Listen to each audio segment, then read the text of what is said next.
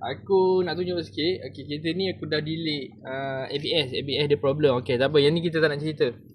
Yang aku nak cerita sekarang ni, tengok air dia. Tengok dah jadi macam ni. Ini biasanya berpunca daripada oil cooler bocor. Oil cooler tu benda ni. Oil cooler ni benda ni. Siapa pengguna Azia, pengguna Beza, Myvi, kena alert lah.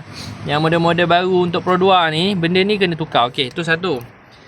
Bila dah bercampur, dia bukan efek dekat temperature je. Dia akan efek dekat ni. Dekat minyak gearbox. Minyak gearbox, kita takut dalam gearbox, minyak gearbox sekarang ni baru lagi bocor ni. Owner datang, asalnya nak selesaikan masalah brake.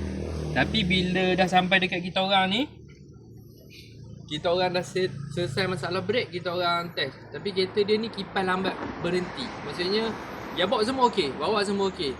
Tapi kipas dia lambat berhenti. Bila lambat berhenti, kita orang rasa macam ada something wrong lah. Bila kita orang check, tengok air dia dah campur macam ni. Jadi kan kita orang akan tunjuk punca-punca kerosakan dia lah.